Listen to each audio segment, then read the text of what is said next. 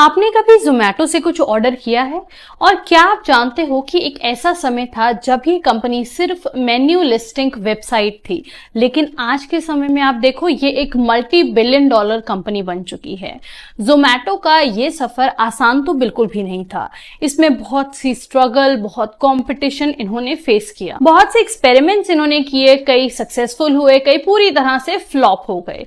तो चलिए आज इस वीडियो में हम जानते हैं जोमेटो की पूरी कहानी, कैसे एक छोटी सी कंपनी भारत का सुपरस्टार स्टार्टअप बना, ये जानेंगे। 2008 की बात है, गुड़गांव के एक ऑफिस की, जहां पर लोग लंच टाइम रेस्टोरेंट के बाहर लंबी लाइन में वेट कर रहे थे सिर्फ एक ही चीज का, वो था रेस्टोरेंट मेन्यू का। और दीपेंद्र गोयल जो उस वक्त बेन कंपनी में काम कर रहे थे, उन्होंने इस चीज को नोटिस किया कि हर दिन लोग यहाँ पर रिसेप्शनिस्ट को मेन्यू के लिए बोलते हैं और लंबी लाइन में वेट करते हैं। बस उसी वक्त उन्हें ये आइडिया आया कि क्यों ना इन सभी मेन्यूज को स्कैन करके ऑनलाइन डाल दिया जाए, और यहीं से जन्म हुआ foodybay.com का।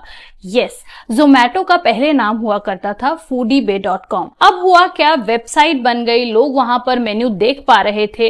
तो यहीं से दीपेंद्र गोयल ने इस चीज को रियलाइज किया कि ये सिर्फ एक शौक नहीं है, ये एक बड़ी बिजनेस अपॉर्चुनिटी भी बन सकता है। 2008 से लेकर 2010 में foodybay.com काफी ज्यादा पॉपुलर होती चली गई। दिल्ली, बैंगलोर, कोलकाता जैसी सिटीज में रेस्टोरेंट्स के मेन्यूज ऐड होते गए और रिव्यूज भी यहाँ पर बढ़ते गए। लेकिन फिर एक बड़ा चैलेंज उन्हें फेस करना पड़ा। eBay नाम की ग्लोबल कंपनी ने foodybay.com के नाम पर ऑब्जेक्शन उठाया।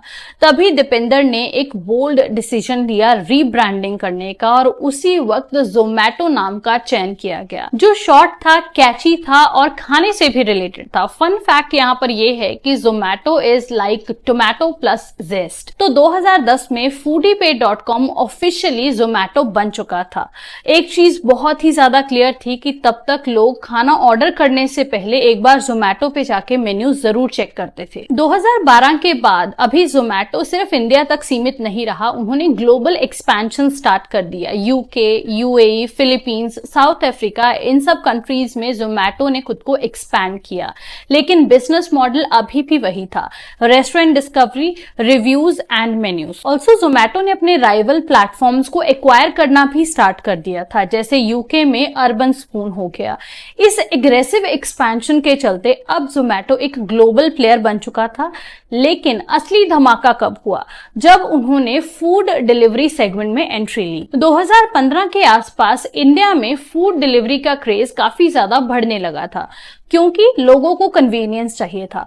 स्विगी जैसे प्लेयर्स भी ऑलरेडी मार्केट में एंटर कर चुके थे। इसी बीच जोमेटो ने भी अपना डिलीवरी वर्टिकल लॉन्च किया। अब आप जोमेटो से सिर्फ मेन्यू नहीं देख पा रहे थे, आप उसके साथ साथ खाना भी ऑर्डर कर पा रहे थे डायरेक्टली थ्रू जोमेटो। अब डिलीवरी वर्टिकल में एंट्री मारने के बाद कंपनी का बिजनेस मॉडल काफी इवॉल्व होने लगा। फ्री डिलीवरी, कैशबैक्स, डिस्काउंट्स, इस सब ने कंपनी को अपना कस्टमर बेस और स्ट्रांग बनाने में हेल्प की, और काफी ज्यादा इनका कस्टमर बेस बढ़ा भी। अब बात क्या थी कि इन्हें और फर्दर अगर एक्सपेंशन करना है, ग्रोथ के लिए फंडिंग की जरूरत थी। जोमेटो ने कई फंडिंग राउंड्स रेज किए। इनका सबसे बड़ा इन्वेस्टर जो था वो था इन्फोएज, जो कि naukri.com भी ओन करता है। अब फर्दर इन्होंने एक हिस्टोरिक स्टेप लिया। 2021 में ये कंपनी आईपीओ लेकर आई, और इंडिया में पहली बार एक consumer tech unicorn stock market में लिस्ट हुआ। और आईपीओ इतना ज्यादा हाइप था कि पहले ही दिन आईपीओ के इनका जो वैल्यूएशन था वो 1 लाख करोड़ से पार चला गया। अब कंपनी लिस्ट हो गई, काफी हाइप इन्हें मिल चुका था ऑलरेडी आईपीओ में ही। लेकिन एक्चुअली राज छुपा है इनके बिजनेस मॉडल में कि कंपनी पैसा कहां से कमाती है। इस चीज को हम सिंपल वर्ड्स में अगर ब्रेक डाउन करके समझें कि कंपनी का बिजनेस मॉडल किस तरीके का है, क्योंकि यहाँ पर जो इनका बिजनेस मॉडल है वो काफी ज्यादा लेयर्ड है। First is delivery commission. अब क्योंकि कंपनी डिलीवरी वर्टिकल में काम करती है, तो हर एक ऑर्डर जो ये डिलीवर करते हैं उस पे ये कमीशन अर्न करते हैं। एक ऑर्डर के पीछे 15 से 25% का कट इन्हें मिल जाता है। Number 2 is restaurant ads. अब जो रेस्टोरेंट्स हैं वो जोमेटो पे लिस्टिंग कराते हैं और पेड प्रमोशन के लिए पैसा देते हैं। तो जो भी रेस्टोरेंट यहाँ पर प्रमोशन कराता है, वहां से भी जोमेटो को अर्निंग होती है। तीसरा है जोमेटो गोल्ड और प्रो।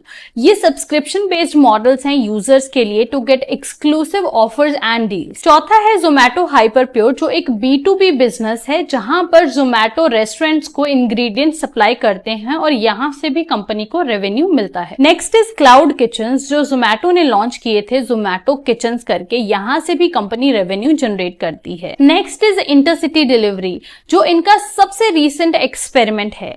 इसमें आप मुंबई में बैठकर लखनऊ से कबाब ऑर्डर कर सकते हो। ये एक प्रीमियम प्राइसिंग मॉडल है जिसमें एयर कार्गो के थ्रू खाना भेजा जाता है, नीश सेगमेंट के लिए है। नेक्स्ट इज ब्लिंकिट, जो कि क्विक कॉमर्स इंडस्ट्री में ऑपरेट करता है। 2022 में जोमैटो ने ब्लिंकिट को एक्वायर किया। अब ब्लिंकिट से grocery, daily essentials, fruits, vegetables, ये सब 10 से 20 मिनट में डिलीवर किया जा रहा है। अब इससे हुआ क्या, जोमैटो को फूड डिलीवरी के अलावा क्विक कॉमर्स इंडस्ट्री में भी एंट्री मिल गई। इवन एक वक्त ऐसा भी था जब इन्होंने 10 मिनट वाली डिलीवरी के लिए जोमैटो इंस्टेंट लॉन्च किया था, लेकिन फिर बाद में सेफ्टी कंसर्न्स की वजह से इसको बंद कर दिया गया। लेकिन जोमैटो का ये सफर इतना आसान नहीं था।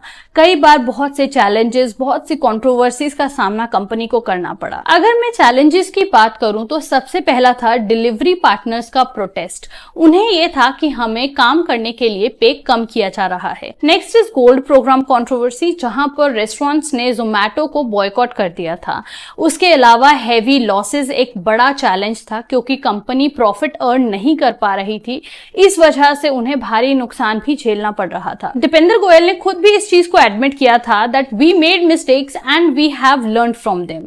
अब उन्होंने एक्चुअल में अपने बिजनेस मॉडल को इंप्रूव करने के लिए क्या किया, जो ऑपरेशन थे उन्हें स्ट्रीमलाइन किया गया, जो लॉस मेकिंग वर्टिकल्स थे उनको बंद किया गया, और उन्होंने यूनिट इकोनॉमिक्स पर ज्यादा फोकस किया। जोमैटो ने सिर्फ एक बिजनेस इंडिया में खड़ा नहीं किया, बल्कि इंडिया में जो स्टार्टअप इकोसिस्टम है उसको नेक्स्ट लेवल पर ले गया। अब ये कहानी हमें एक्चुअल में ये बताती है कि अगर आइडिया अच्छा हो, एग्जीक्यूशन सॉलिड हो, तो ग्रोथ लाजमी हो जाता है। और यही चीज जोमैटो के केस में पूरी तरह से क्लियर हो जाती है, बिकॉज कंपनी के बिजनेस में एक कंप्लीट टर्न अराउंड स्टोरी हमें देखने को मिलती है।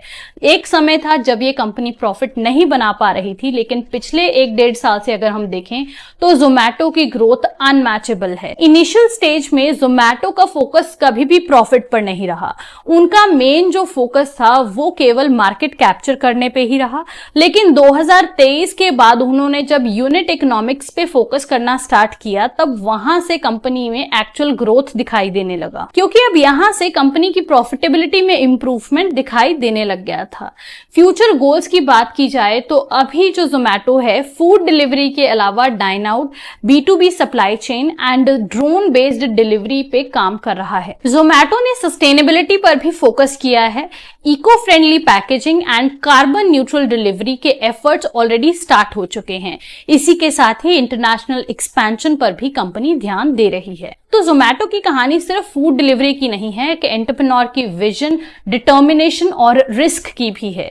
क्या आप भी ऐसा कुछ फ्यूचर में करना चाहते हो? क्या आप भी एंटरप्रेन्योर बनना चाहते हो? तो आप भी जोमैटो की तरह एक छोटे से आइडिया से भी स्टार्ट कर सकते हो।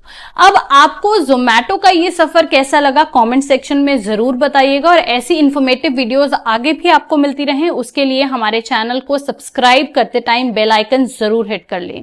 जल्दी मिलेंगे अगले वीडियो में, तब तक के लिए take care, thank you for watching.